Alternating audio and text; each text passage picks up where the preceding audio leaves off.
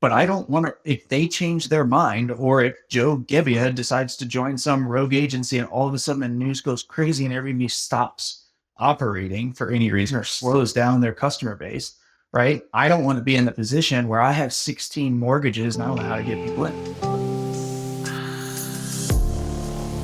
Welcome back to another edition of the Hideaway Show Behind the Curtain. I'm joined today by my right-hand man, Mr. Mike Sebastian. Mike, how are we doing on this frigid, snowy, flooded February day? It is all of those things. It's good. It's cold in here, which is interesting, but it always warms me up to hang out with you on this podcast, Jordan. I get stoked every time you invite me. That could be like a Hallmark card right there. Yeah. That's the there you go. That could be the title of the podcast right there. But just no, warm. dude, we were talking about this the other day in regards to the off season. So I will say slow season per se. And we're like, really excited about it because we can kind of almost take a step back, look at things, assess things for the busy season, make things right, make improvements, I take it back. All that stuff. I regret it.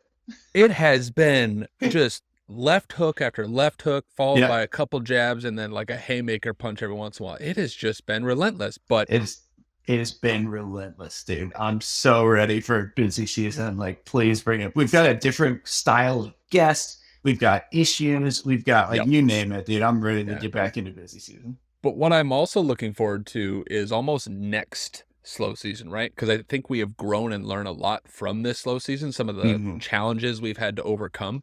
And I think come next slow season, we'll be able to handle any of those that come up, or we've made changes to ensure they don't come up for the next season. And I think we'll see a lot of growth from that. But it's, I am right there with you. I'm ready for spring. I'm ready for summer. I'm ready to get some quality guests in and also get some new cabins on the market. So it's gonna be great. Sir. Yes, sir. I'm with you on that. So you sent me something earlier today, and I had a chance to briefly skim it, but I want to deep dive into it a little bit and kind of spin it off on a different topic. But why don't you share a little bit about that article that you sent me today that is in relation to Airbnb's burning to the ground? Yeah, exactly. Airbnb is basically done. Right? It's over. That's it. We're done. That's it. No more podcast. No more Airbnb. No, that is how some people are making it sound. That's for sure. There's a founder. This is like the gist that I got from it. There's a founder or a co-founder of Airbnb that is not Brian Chesky. I think his name's Joe Gebbia. Gebbia, yeah. Literally, like every time I've heard the Airbnb story, it's like three guys sitting in a room going to rent out their air mattress during some big conference in San Fran, right? Brian is the person telling the story. Never heard of the other two guys ever. Right. So probably a lack of research on my part. I know they're out there. They're all super duper rich. But that being said, he joined Doge, right? This government efficiency program, or the crypto, just says Doge. I'm pretty sure it's the Department of Government Efficiency with Elon Musk. But regardless of what you feel about that, right? I don't really care about the politics of any of those things, but I will say the outcry from people that I've seen in all of the Facebook groups that I'm in, and keep in mind, like this happened today, so it could very easily like change. But the outcry from people that I've seen where they're freaking out about him doing this, pulling back from Airbnb.org, pulling back from staying in Airbnbs at all. There was a Occupy Democrats post that got shared across a bunch of the short-term rental Facebook groups that I was in, that are like, boycott Airbnb, never stay in another Airbnb again. And this gentleman hasn't even worked at Airbnb in the last 4 or 5 years. And he's been on the board in a passive role for Airbnb.org, which is a completely separate organization. And all of that, right? I don't really care about any of that. I think other than the fact this like one point, which is it brings me back to my marketing days where we had a golden nugget with Facebook ads, and we ran that from $0 to $10 million in sales for some companies and put everything on Facebook. And then one day, I think it was 2021-ish, maybe 2020, I don't know, earlier, iOS 14 came out from Apple and shut down Facebook ads overnight. And we have said a billion times, right? Don't just rely on one platform. If you have a business, right, with enough of these short-term rentals under your belt and you're only on Airbnb, then you don't have a business, right? You have a tool to help grow Airbnb and you make some money on it, which is fantastic, right? Fantastic. That's what you want to do. But if you have a bunch of mortgages, a bunch of properties, a bunch of customers, and you're only on Airbnb and you're not doing anything to get outside of that, then that's a big problem. And this is why. Because if this guy goes over here, creates some news, and all of a sudden, like Airbnb starts to trickle down from all the people that are having a gut reaction to that, that's a really bad thing. So. Right. And I think people say that phrase that you mentioned multiple times. They'll say it all the time. And I don't think two things. Some people realize what they're saying and they don't actually believe it until it actually happens. Where this concept of don't build your business on the platform of Airbnb, right? Build your own business, your own systems, through direct bookings, your direct booking website, marketing, all that stuff, right? Everyone says it, but I don't think people realize it or believe it. Now, if Airbnb shut down tomorrow, or like, let's just say everyone's like boycott Airbnb, no one book through Airbnb ever again, which I don't think will happen, but let's hypothetically say it does. All those people that have been saying that haven't done anything to prepare for it, are in full-fledged scramble mode. And so that's the thing, though. That's what happened on Facebook. Is we're like, we'll get there, right? Let's just get this next month of sales, and then we'll get there. Oh, Black Friday's coming up. Let's just get through Black Friday, and then we'll start running Google. We'll start doing SEO. We'll start building the foundation. And what you've got, like, I literally picture it like someone at a circus that's standing on a totem pole, right? And instead of, like, they're just trying to, like, stand as tall as they can, instead of trying to build out a path so that they have a whole platform, right? And if you have the whole platform, that's the foundation. That's the stability that you get as a business, right? And with Airbnb, it's like, Airbnb's fantastic. We use them all the time. Like, don't get me wrong. But I don't want to, if they change their mind, or if Joe Gebbia decides to join some rogue agency and all of a sudden the news goes crazy and Airbnb stops operating for any reason or slows down their customer base, right? I don't want to be in the position where I have 16 mortgages and I don't know how to get people in. Right. What I would rather do is build those foundations, like you're saying, today. Like, literally, whoever's listening to this today, do something to start building that foundation. That was going to be my question, is like, where do you even start with that? And because it is if you haven't started today, I agree. It's just start with something, right? Like, start. I don't know if that's starting with an email, like sending an email out to, a list of emails you have, if that's putting systems in place, if that's building a direct booking site, whatever it may be. Well, you have to start today. It's not one of those where you can just, like, I'll deal with it when it happens. Because when you do, there's lead time up to it, right? It's going to take 3 to 6 months for you to get to a point where people recognize that you have a business, right? Because all of a sudden your main platform that has your property and is marketing your property, just now all of a sudden, let's say that's 95% goes away. Now you're relying on what? Okay, if let's say Vrbo stays, woo! Now Vrbo's the big dog, but how do people find you? Like, how do people find out about your cabin that has no brand associated with it, has no direct booking site, has no social following, has no email list, has no systems behind it other than getting reservations through Airbnb? It's going to be extremely challenging. So I would agree. It's starting with something. Doesn't matter what it is. If that's building a direct booking site, great. A lot of PMS systems have the free offering for that. Start there. I'm not saying it's the world's best solution, but start there. Have something, or send emails out to 50 people like, hey, tell everyone in your mom about our property. It's something, right? There's more robust systems you can put in place, obviously, but you got to start somewhere. I just pulled, just to see what that would do, right? I just pulled the last 12 months revenue for one of the cities that we're in, the properties that we have, right? If we were operating on, let me actually add this up. I'm gonna put both of these in. If we were operating on, you know what? Let's look at it. No, I'll do Airbnb and Vrbo. We'll just do those two. Okay. If we're operating on Airbnb and Vrbo in this one market, $515,151, right? If Airbnb randomly said, hey, no more, and we went to Vrbo, right? That's just Airbnb and Vrbo. That's it. Doesn't include anything direct. If we just had Vrbo, 108,888, 108,000.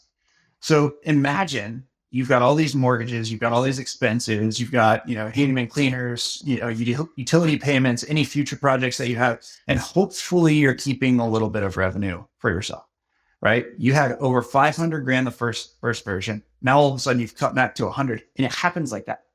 Right? People don't understand it happens like that. So you're going to take this 100 grand and you're going to have to pay all of your bills and figure out how to get a consistent flow of revenue into your business off of one platform. It just doesn't work, right? What you're realistically looking at is bankruptcy.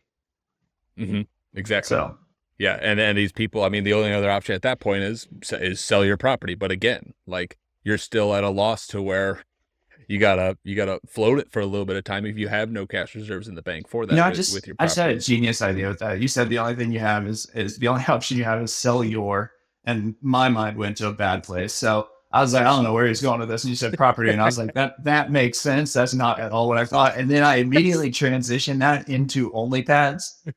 I was like, why don't we start OnlyPads? Like, where it's just the exact same thing as Airbnb with a better name. Like, it might. I didn't even recognize when I kind of saw you looking at me. I was like, what? Just hear me out here. You said sell your, and after that I blacked out, and I was like, that's a good idea. Sell your services, whatever that may be, Mike. If you're dancing on the side, by golly, this is an explicit podcast. Shake your ass for everyone and make that money. Yeah, I might see if it's available. That's such a good name. Yet again, Mike over here, he buys, I'm telling you guys, this guy owns more domains than anyone I've ever met. And I think he buys it just if Airbnb, let's say, does go by the wayside. Now, granted, we do have a business outside of Airbnb with a direct booking platform, but let's say hypothetically we didn't. I think Mike would pivot into buying and selling domains. He would just buy the coolest domains and sell them for a profit and just move on. The problem is just like houses, right? I buy them. I'm not good at selling them. Right? At least with the houses, there's a business behind it that makes money, which is fantastic, right? With the domains, I can't set up all those websites and run those different businesses, but I do think it's important. And I know there's a lot of fear in this conversation, or at least there should be, but that is very well warranted. I've been through this before. I've seen Facebook do this to the marketing industry, and it was catastrophic to watch or have those conversations with business owners all the time. They're like, what are we going to do? And the reality is, unless you can go back in time, you cannot spin up an ad campaign today to take over what Facebook was doing. Otherwise, we would have been doing it. Right? It's just not possible. You have to put the work in. You have to go through that process, and the longevity and the learning and everything else that goes with it. So, right. And that's where, if you listen to some of our past episodes or you follow us on social media, anything like that, we talk about this concept of building this up through, social media marketing is a huge one. Having an email list is a huge one. We always talk about utilize it. We use Stayfi. And I love those devices because that allows you to collect those emails without essentially doing anything. You pay a $15 per month subscription fee. You put the device in your cabin and you collect those emails, right? That's a quick and easy way to start building that list. There's so many small things that you can do today that you should be doing today, because very much like Mike said, if all of a sudden tomorrow news Airbnb no longer, right? What are you going to do? And it's at that point, it's too late. So not to scare people into being like, oh my gosh, if the sky is falling, the sky's not falling yet is what I will say, but we want to be prepared when that sky does fall, that you have a platform to survive on. I mean, we were looking at our calendar the other day and, just checking reservations for the week and seeing how things are going. We're even in slow season, we're seeing a lot of dates that have direct booking, even on the platforms that we're not marketing through social media. We're starting to get the benefit of that social following and people clicking into our site and seeing the other properties we have to offer. Right.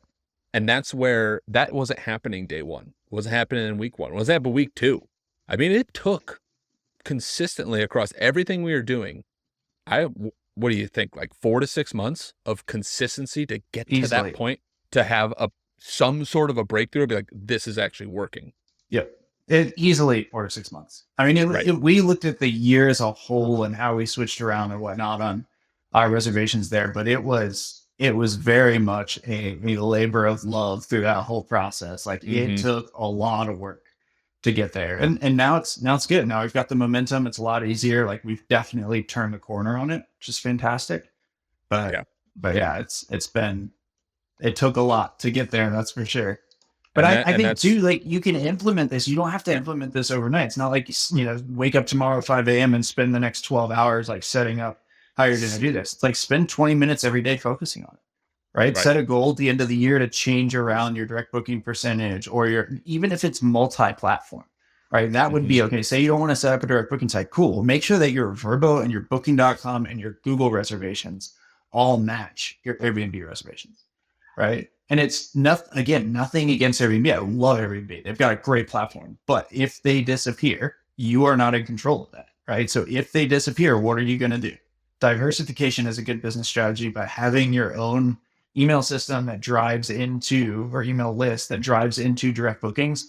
That makes your business a business, right? Every business owner that I've ever met has an email list of people that they communicate with regularly. How are you going to get that? Hey guys, real quick, the only way we can continue to grow this show to bring on bigger and better guests is if you guys rate, review, and share the show. So, if you could take 2 seconds and leave us a quick 5-star review on Apple or Spotify, it would mean the world to us. But even better than that, we'll be able to reach more real estate investors and help them build out their dreams through unique short-term rentals. Now back to the show. Exactly. And that's where I think we talk a lot about unique properties and experiential properties. I think that's one of the benefits with those type of properties is I don't want to, I'm going to use the term here.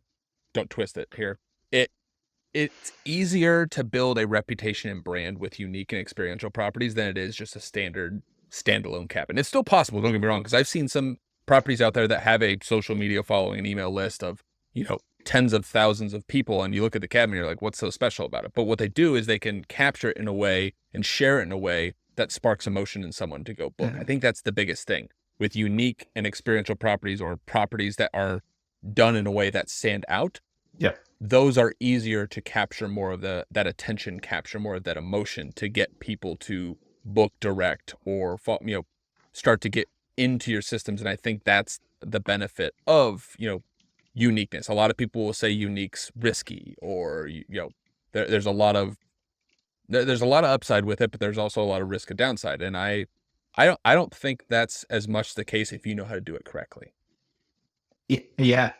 I mean, I just keep going back to that studio that we looked at. It's a studio monoslope with a great view. It's making $180K a year. It's like, yeah, you're right. It's risky, but look at the reward if you do it correctly. Right. Yep. And that is without reliance on a platform. Like most of those people they're not going to pay that much because they already had to come to the area and look for the place to go to, right? They're going to pay that much because they found you in your advertising efforts and you gave them something that was attractive to look at. Right. A perfect example is, we're working to go out to a conference in Phoenix here in March. And I'm just trying to put myself in the guest's shoes. We're going to try to find a place to stay while we're out there, right?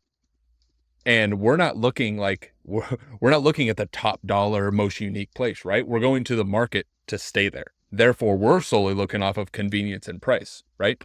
Versus this other model of, people finding your property and wanting to pay that to come stay there, and then, oh, by the way, also in the area. So, I think the benefit there with uniqueness allows you to capture that. And it's just interesting being on the other side, right? Because I'm always on the hosting side of Airbnb, but I go into look for properties, and it's something that I hope guests aren't doing for us, but it's like taking that little dollar slider and sliding it over to $200 a night or whatever. But again, we're not looking for the most unique place. We're not looking for the Dunlap Hollow of Phoenix while we go to a conference, right? We're looking for a place to lay our head. Versus our ideal guest avatar is someone who's like, oh my gosh, look at this, studio style monoslope in the, Georgia mountains. I need to go stay there. I wonder what's surrounding there. Oh, there's all this cool stuff to do. So it's a complete reframe. And I think that's really just knowing your target market, right? Are you looking, there's, don't get me wrong. We put together the pavilion concept, right? Which added value to all of our unique stays. Right. Yep. But we also had on top, it was $80 or $90 a night. We're never going to charge more than that because we'll get bad reviews. right? So 80 to 90 bucks a night, you go on top of this, it's going to be loud. It's going to be the common area, but it is going to be the place where when you come in town and you need a place to stay, they're going to have 100% occupancy, right? And the guests are going to be, satisfied. I think that should be our goal. Like you said, it was not over the moon, right? It's a great experience, don't get me wrong, but you came in for a different reason. You're renting this place because it's like quick and dirty, in and out, like that's it. Whereas the places that we're trying to build, right, the unique places, have a completely different target market. It's not those people, just like you said. And you can tap into both of those. You can tap into the people coming to the gorge that are willing to pay that price, right? They're coming to the area that are willing to pay that price, but then you're also tapping into this audience that had no intentions of coming to that area, that are willing to pay whatever the price may be because they simply want to come experience that type of stay. It's incredible. I was going to say something in regards to uniqueness and I totally forgot it. It's going to be a good point. It'll come back to me. Dude, that's my favorite one that you made all day, though. Which one? The point that you just forgot. Oh yeah, I appreciate that. Yeah. I'm not gonna lie, and I haven't looked into the article a ton. The Doge team totally thought it was the cryptocurrency, and I was like, there must be something behind this crypto coin that has people up in arms. Because I'm like, this just goes to show I'm not in these news articles and following just these news outlets all the time. Yeah. So I think like, on that fact, the only thing that I'm like really curious about is what their salaries are. There's probably a way to look it up, but that's the thing for me is like, oh, let's go work for the Department of Government Efficiency and just slash jobs all across the United States and get paid $1 million a year to do so. Is that what it stands for? The Department of Government Efficiency. If it's that, it could be the coin. I don't think so. I have seen no indication to any cryptocurrency in here, but I saw that and I'm like, I wonder if like what's happened with that crypto coin. So I went and looked. I'm like, it's nothing too high, so nothing's going on with that crypto coin. But nonetheless, it's very much one of those things where again, this could happen tomorrow. Like everyone could boycott Airbnb, and I think it's just being prepared, taking little steps, little actions today to prepare yourself for that coming. And I think you'll be pleased that you did because of the benefits from that. Once they start to, you're planting seeds today. Once that crop grows, you'll start to reap the benefits of that harvest. 100%. And I'll tell you what, there is no better feeling than seeing something like that and knowing that the majority of your revenue does not come from there. So it's like, oh, okay. That's unfortunate. Like, I hope it doesn't happen. I hope that everything stays, on track, how it's been, so on and so forth. But knowing that things are going to change and you're prepared for it, that's a good feeling. Yeah. So question for you, and this is more so me not being knowledgeable enough. Airbnb.org. Do you know what Airbnb.org I love Airbnb.org. Yeah. So they're two completely separate entities. Airbnb, we'll call them .com for this thing, but Airbnb Inc., right, is the standard Airbnb that everybody knows about. Airbnb.org is a nonprofit that Airbnb.com started, and it is funded by Airbnb.com, all right, by the parent company, but it is a completely separate organization. And what they do is refugees, they house refugees, they house people in need. There's nonprofits like trafficking rings and whatnot that'll bring in people and say, hey, they need a house for a month, for 2 months, whatever. So I actually found out about them because there was an Afghan refugee family of 6 people that fought in the U.S. war on the U.S. side for a decade.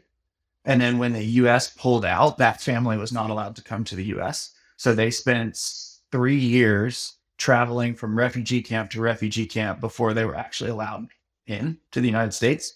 Wow. And then once they got into the United States, Airbnb.org reached out to me via my listing and said, hey, we've got a family of 6 that's looking to, stay here, and we're going to rent for, it's like 6 weeks or something like that. But it was like $12,000. They just take your standard daily rate and they're like, we'll just pay you this.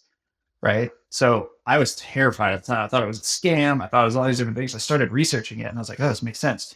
So I looked at it. I talked to the organization that was actually like bringing them through and whatnot. And then we actually wound up meeting the family and doing a huge, cool. We had like my church did a huge donation to them, gave a bunch of clothes and Tad was like, they come with nothing. They've been traveling for 2 years with like backpacks. And so they got here and Airbnb.com paid for the reservation. So we wound up like tithing some of that back to them and whatnot. It was really cool, like really neat experience. But Airbnb.org is a fantastic organization. They're now working in like things like Hurricane Helene when it came through Asheville. Yep. They like open that up right away. They're like, anybody who's not on there, put your property on there, and then you can Airbnb.com will cover the cost of letting people who have been displaced stay with you. So it's just like a really quick, I'll say it's a really efficient, you know, for the government efficiency program that we're talking about. It's a really efficient way to get people housing quickly and to put money in, you know, entrepreneurs' pockets if they're, you know, have openings essentially. That's cool. I knew it was a nonprofit, but I didn't know exactly how it was affiliated, how that worked. I mean, because I haven't interacted with them much at all. So I forgot that you had that experience with the Afghan family. They do their own like fundraising and things like that, but I think the majority of their funds come from Airbnb. Gotcha. Very cool. Yeah. So, anyways, I still can't for the life of me. Late in the day, I can't remember the point I was going to make. I can tell you this: it was going to be a second place banger. It wasn't going to be a number one. With only pads took the crown on this episode. It's taken. For everybody out there that's wondering, it's not available and there's no website on it, so it's just sitting there rotting right now. But it's not available. It's not available. We cannot buy it. Someone bought onlypads.com. Onlypads.co is available, but not .com. I'm really curious if there's no way that someone else had the same idea as we did. There's no way. We'll find out soon. when Airbnb takes a dump and OnlyPads just climbs to the top, but soars past Verbo booking, like that's good.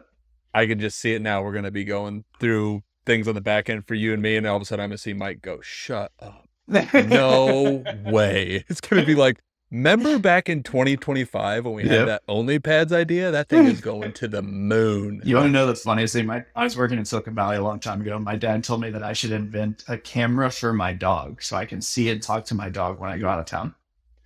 And I was like, or go to the store or whatever. And I was like, I never leave my dog for more than like 5 hours anyway. I was like, so like, do you think I can't survive for 5 hours without seeing the dog? I told him, I was like, this is probably the dumbest idea I've ever heard.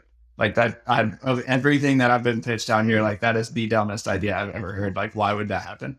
And I think it was like 6 or 7 years later, he just sends me a link and he's like, told you. And it was, if you look up now, like dog camera, the valuation of businesses that are selling dog cameras, it's through the roof, dude. It blew me away. And I was like, sorry, Dad. Yep. I was like, I will work the rest of my life to repay you for the opportunity cost that I stole from you by telling you that this was a stupid idea because I was not knowledgeable enough to do that or open-minded enough. So you naturally pivoted and said, unique short-term rentals. That's the route. That's the route I'm going to go. Yeah, dog cameras. Precisely.